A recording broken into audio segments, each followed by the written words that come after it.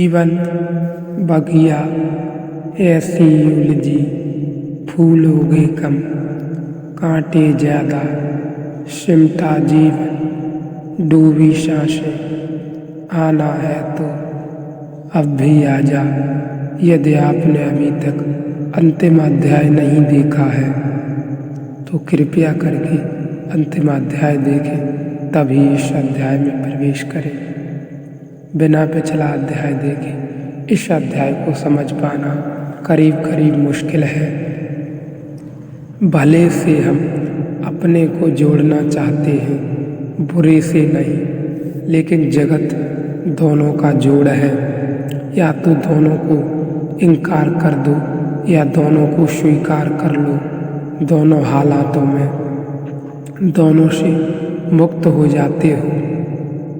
इस शरीर के साथ हमारा बंधन इसलिए हो जाता है कि हम कहते हैं सुख इससे मिलता है, दुख कोई दूसरे दे देते हैं। सुख इससे मिलता है, इसीलिए दूसरों से बचो या दूसरों को बदलते जाओ, या जब तक दूसरे सुख देते हैं मालूम पड़ते हैं तब तक उनके साथ रहो। जब दुख देते मालूम पड़ते हैं तो उनसे हट जाओ, उनसे छूट जाओ। विवाह और तलाक की सारी व्यवस्था पति और पत्नी के बीच ही नहीं है, सभी संबंधों में है। एक मित्र मेरे पास आते थे, सदा आकर कहते थे कि बुद्धि कैसे विकसित हो, विवेक कैसे जागे। मैं उनको कहता था जागेगा, संभावना है, प्रयास करने चाहिए। बड़े खुश लौटते थे। संभावना से जागता ही है, नहीं संभावना से जगाना पड़ता है। लेकिन बड़े खुश लौटते थे। यह भी काफ़ी उनकी प्रसन्नता थी। महीने 15 दिन में आकर मुझसे बेहद सुन जाते थे। इससे उनको फिर से गति मिल जाती थी। 10-15 दिन वैसे ही रहने की जैसे वे सदा से रह रहे हैं, यह भरोसा की संभावना है। 15 दिन वे फिर से इस भरोसे के गुजार देते। जब उनका ईंधन चुक जाता तो वे फिर आकर मुझसे पूछ जाते, फिर भरोसा ले जाते। काफ़ी दिन यह चला। मैंने कहा कि अब यह कोई संभावना तो वास्तविक भी बन नहीं सकती। इस ढंग से एक दिन आई तो मैंने कहा कोई संभावना नहीं। उन्होंने कहा क्या कहते हो, परेशान हो गए। पहले तो वे समझे नहीं।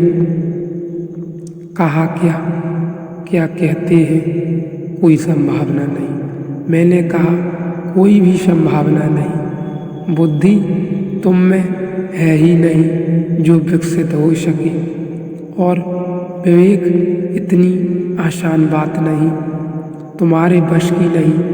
तुम छोड़ो। ख्याल एकदम चेहरे पर से उनका रंग उड़ गया। बड़े दुखी लौटे। अब वे मेरे खिलाफ हो गए कि यह आदमी ठीक नहीं।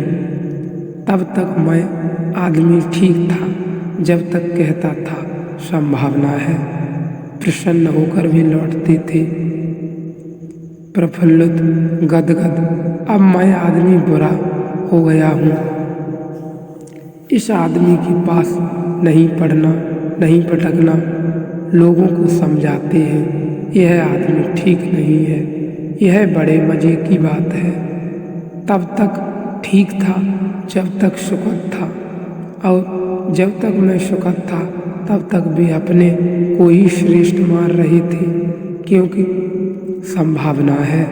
अब मैं दुखद हो गया हूँ क्योंकि मैंने कहा कि नहीं, कुछ उपाय है नहीं। तुम्हारे साथ तुम्हारा नरक निश्चित है। हम उससे अपने को जोड़ना चाहते हैं जिससे हमें लगता है सुख मिल रहा है। उससे हम अपने को एक मानने लगते हैं जिससे दुख मिल रहा है।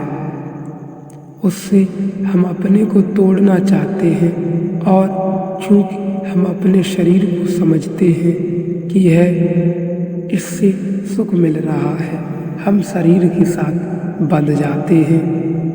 आत्मा जब शरीर को समझने लगती है कि मैं शरीर ही हूँ, तो इसको ही उपाधि बीमारी एकमात्र ज्ञानियों ने कहा है, यही है उपाधि, यही है बीमारी। इस बीमारी से छूटने का एक ही उपाय है कि शरीर से सुख भी मिलता है तो दुख भी मिलता है।